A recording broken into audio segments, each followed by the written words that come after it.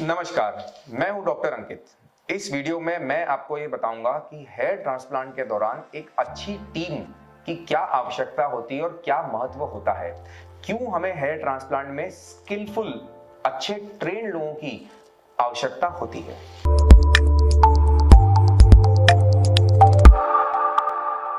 देखिए, hair transplant एक लंबा सर्जिकल प्रोसीजर है जिसमें हम पीछे से बाल निकाल करके आगे लगाते हैं। जहां हमें बाल लगाने हैं, जहां पे बैल्ड या गंजा एरिया है, वहां पे जो हेयर ग्राफ्ट्स लगने हैं वो पीछे से हमें निकालने हैं और आगे हमें लगाने हैं। ये प्रोसीजर अमूमन 6 घंटे, 7 घंटे, 8 घंटे, 9 घंटे इस रेंज ऑफ टाइम ड्यूरेशन में चलता है। तकरीबन 6 घंटे से लेकर 8-9 घंटे तक इसमें लगते हैं। अब जाहिर सी बात है कि जब इतना टाइम इसमें लगता है, मान लीजिए पूरा दिन ही इसमें लग गया एक तरह से, तो बहुत सारी छोटी छोटी स्टेप्स इसमें हैं जो कि की जानी है, और वो स्टेप्स अगर अच्छे से होंगी तो ही इसका सही रिजल्ट देखने में आएगा। तो जब इतनी सारी स्टेप्स हैं तो कोई एक आदमी तो सारी चीजें कर नहीं सकता। बहुत सारे लोगों की इसमें जरूरत होती है जो छोटा छोटा अपना अपना काम सही तरीके से करते हैं, तभी जाकर एक रिजल्ट सामने आता है। एक टीम वर्क ये होता है। बात स्टार्ट होती है जहां से हेयर लाइन बनाई जाती है। सबसे पहले एक हेयर लाइन बनाई जाएगी जिसमें डिसाइड किया जाएगा कि कहां बाल लगने हैं, किस डेंसिटी में लगने हैं, किस हिसाब से लगने हैं। ये काम आपके हेयर ट्रांसप्लांट सर्जन का ही होगा। वही ये तय करेंगे कि आपकी जो बिल्डिंग बननी है उसका नक्शा कैसा हो। तभी तो वो बिल्डिंग बनेगी। जब पहले नक्शा सही बनेगा, वो अप्रूव होगा, पास होगा, तभी तो उसमें काम शुरू होगा। तो हेयर लाइन बनाना एक बिल्डिंग बनाने के नक्शा बनाने की तरह होता है, मैप बनाने की तरह। हेयरलाइन सही बन जाए, आप उस हेयरलाइन से संतुष्ट हो, आपके डॉक्टर उस हेयरलाइन से संतुष्ट हो, ये तय हो जाए कि कितने बाल निकलने, कहां से निकलने, कहां लगने, तो अब आगे का प्रोसीजर शुरू होता है। तो इसके बाद में ये देखा जाता है कि पेशेंट को कहीं और कोई प्रॉब्लम तो नहीं। तो यहाँ पर उसका ब्लड प्रेशर लेना, उसकी जांचों को देखना, इन्वेस्टिगेशंस के बारे में डिस्कस करना, ये सब बात आती है। तो जो ब्लड प्रेशर देखना है, ओटी के अंदर काम करते वक्त वाइटल्स देखना है, ये सारा पार्ट होता है एनेस्थेटिस्ट डॉक्टर का। एक अच्छे हेयर ट्रांसप्लांट सेंटर की यही पहचान होती है कि हर सर्जरी में एक एनेस्थेटिस्ट डॉक्टर आपके साथ मौजूद हो जो कि इन बातों का ध्यान रखेंगे। देखिए, सर्जरी की टीम का काम और फोकस सर्जरी पर होता है। अब पेशेंट का मान लीजिए हार्ट बीट ऊपर नीचे हो रही है, या ब्लड प्रेशर ऊपर नीचे हो रहा है, या उसे और कोई डिस्कम्फर्ट है, तो ये सारा पार्ट एनेस्थेटिस्ट डॉक्टर मौजूद रहकर मेंटेन करते हैं और इसे नॉर्मल रखते हैं, जिससे कि सर्जरी की टीम अपना काम कर सके और पेशेंट को कोई रिस्क ना हो, कोई प्रॉब्लम ना हो, और वो भी पूरे प्रोसीजर में पूरी तरह से कंफर्टेबल रह सके। तो वो डॉक्टर यहाँ पर रिक्वायर्ड होते हैं।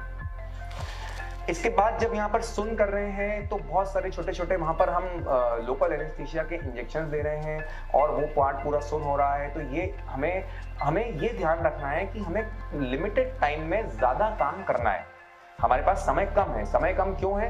क्योंकि हमें बहुत सारे हेयर ग्राफ्ट्स करने हैं, उन्हें गिनने, उन्हें लगाने हैं, तो टाइम बहुत लगने वाला है। जितना ज्यादा हम समय लगाएंगे ये करने में, उतना पेशेंट के लिए डिस्कम्फर्ट होगा। एक जैसे लेटे रहना है, वैसा का वैसा गर्दन को घुमा के रखना है। तो हम चाहते हैं कि जल्दी से जल्दी ये काम खत्म हो, जिससे कि पेशेंट जो है वो रिलैक्स रहें, कंफर्टेबल रहें, और उनको ऐसा ना लगे कि बहुत देर इसमें लग रही है, या थोड़ा सा एंग्जाइटी बढ़ती जाती है जैसे जैसे टाइम बढ़ता जाता है। तो हमारी ट्राई ये होती है, हमारी कोशिश ये होती है कि हम इसको कम टाइम में करें।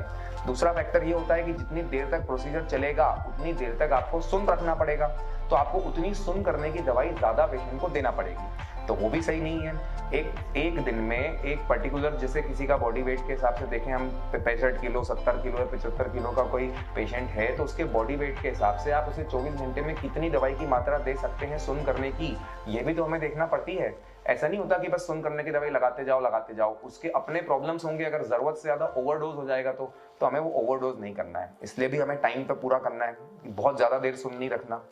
तीसरी बात यह है कि जो बाल निकाले जाते हैं ये भी वापस तुरंत अंदर लग जाने चाहिए, बहुत देर तक बाहर नहीं रखने होते। अगर हमने पीछे से बाल निकाले और वो बहुत देर तक बाहर ही रखे हैं और उन्हें वापस जहां लगाने वहां नहीं लगाए, या देरी करी लगाने में, तो उन बालों को भी डैमेज होने का चांस या रिस्क इसमें हो जाता है। तो हमें ये भी ध्यान रखना होता है कि वो बालों को वापस फटाफट से अंदर लगा दिए जाएं जो निकाले हैं।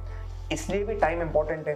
तो अब जब इन सब कारणों को आपने समझा कि क्यों ये प्रोसीजर हमें बहुत ज्यादा लंबा नहीं खींचना, हमें टाइमली खत्म करना है, तो फिर वो करने के लिए हमारे पास स्किल्ड लोग होना चाहिए जो कि फटाफट से सारी स्टेप्स को पूरा करने में मदद करें। और एक हर बंदे का उसमें अपना अपना काम होता है, जिन्हें सब पता होता है क्या करना है, जिससे कि पेशेंट को मैक्सिमम कंफर्ट हो और टाइम ड्यूरेशन कम से कम लगे और कहीं भी प्रोसीजर रुके ना, स्मूथली काम आगे बढ़ता रहे। तो सबको अपना अपना काम पता होना चाहिए।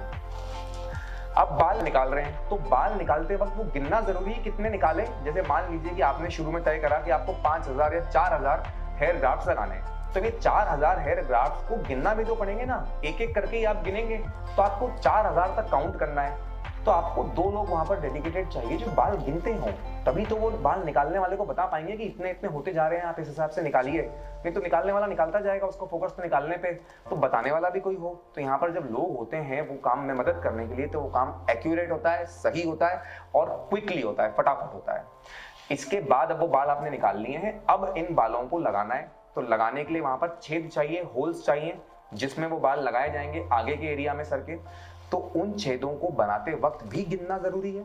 आपने अगर 4000 बाल निकाले और 3000 छेद बनाए, तो वो बचे हुए 1000 बाल कहाँ जाएंगे? या आपने 4000 बाल निकाल लिए और 5000 छेद बना दिए, तो एक्स्ट्रा 1000 छेद का आप क्या करेंगे? ऐसा नहीं होना चाहिए, ऐसा मिसमैच नहीं होना चाहिए। अगर आपको 2500 बाल निकालने हैं तो 2500 ही आप छेद बनाएंगे, स्लिट्स बनाएंगे, जिसमें इन बालों को लगाया जाएगा। तो वो छेद बनाने वक्त या होल बनाने वक्त भी यहाँ पर हमें चाहिए होते हैं लोग, जिससे कि हम ये काम को बिल्कुल एक्यूरेटली कर पाए।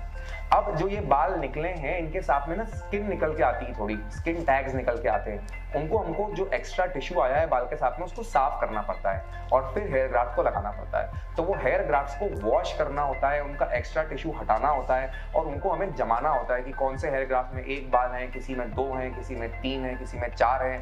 तो वो अलग अलग लोकेशन के हिसाब से अलग अलग प्लान होता है। पेशेंट की अपनी रिक्वायरमेंट होती है, आपके डॉक्टर का अपना एक्सपीरियंस और अपना फैसला होता है कि किस तरह से वो हेयर ग्राफ्ट्स को कहाँ पर लगाना है। तो उनको सेग्रीगेट, मतलब थोड़ा अलग अलग जगह के हिसाब से भी करना होता है। तो यहाँ पर भी ओटी के अंदर स्किल्ड लोग चाहिए होते हैं। बहुत सारी छोटी छोटी बातें यहाँ पर होती हैं कि इंजेक्शंस देना है, दवाई देना है, बॉटल पेशेंट को हम चलाते हैं जिसके अंदर कि हम फ्लूइड्स देते हैं या दवाई उसके अंदर देते हैं। हम बार बार वाइटल्स पेशेंट के मॉनिटर करते हैं, साफ सफाई स्टेरिलाइजेशन का पूरा ध्यान हमें रखना होता है। किसी पेशेंट को बीच में अगर वॉशरूम जाना है या चाय पीना है, ब्रेक लेना है, तो एक जैसे लेटे लेटे कई बार लगता है कि एक चाय हो जाए या थोड़ा ब्रेक हो जाए, पानी पी लें, तो फिर उसके बाद दोबारा लेट के काम कराएं, तो वो सब करने में भी यहाँ पर स्किल्ड लोगों की ज़रूरत होती है। तो बहुत सारी बातें होती हैं, एंड में ड्रेसिंग होती है। पूरी प्रोसीजर के दौरान 7-8 लोग चाहिए होते हैं जो कि इस काम में पूरी तरह से ट्रेंड हो, स्किल्ड हो। तब जाके हम एक दिन में जितने हेयर ग्राफ्ट्स हम चाहते हैं वो पूरे कर पाएंगे और उनको अच्छे से कर पाएंगे। एक और बहुत जरूरी बात ये होती है कि जो हेयर ग्राफ्ट्स होते हैं ये बहुत नाजुक होते हैं, बहुत डेलिकेट होते हैं, सॉफ्ट होते हैं। इनकी हैंडलिंग बहुत जरूरी होती है। अगर इनको जोर से दबा दो या मोड़ दो तो ये डैमेज हो जाते हैं, खराब हो जाते हैं। आपने मान लीजिए 3000 बाल लगाए, लेकिन उसमें से अगर 500 बाल आपने डैमेज कर दिए लगाते हुए, तो वो 3000 नहीं है, फिर वो 2500 ही माने जाएंगे। तो आपको ये भी ध्यान रखना है कि हेयर ग्राफ्ट्स को बिल्कुल डैमेज ना हो। इसके लिए भी आपके साथ जो लोग काम कर रहे हैं वो स्किलफुल होने चाहिए, उतना उनको काम करना आना चाहिए, एक्सपीरियंस होना चाहिए, उनकी ट्रेनिंग होना चाहिए। तो ये भी हमें बखूबी ध्यान रखना होता है। तो ये सारी बातें हेयर ट्रांसप्लांट में सुबह से शाम तक हमें करना होती है, तब जाके रिजल्ट आता है। तो मैं उम्मीद करता हूं कि आपको समझ में आया कि हेयर ट्रांसप्लांट के दौरान एक अच्छी टीम का क्या महत्व होता है। देखिए, टीम पूरी जब एफर्ट करती है तभी उस चीज का मजा आता है। अब अगर हम ये देखें कि हम जैसे कोई क्रिकेट मैच की बात करें कि एक बंदा अकेला क्या क्या करेगा, जब सब लोग अपना अपना काम करेंगे तब जाके वो टीम वो मैच जीतेगी। सारे डिपार्टमेंट स्ट्रॉन्ग होने चाहिए जब आप कोई काम कर रहे हैं, तभी जाके मजा आएगा। तो आप एक अच्छे हेयर ट्रांसप्लांट सर्जन का चुनाव करें जिनके पास एक अच्छी ट्रेंड स्किल्ड टीम हो, तो डेफिनेटली आप एक अच्छा रिजल्ट हेयर ट्रांसप्लांट का पाएंगे। अगर इससे जुड़ी और भी कोई बात आपके जहन में है तो आप नीचे लिखे नंबरों पर संपर्क कर सकते हैं और बता करके हमें खुशी हो। धन्यवाद।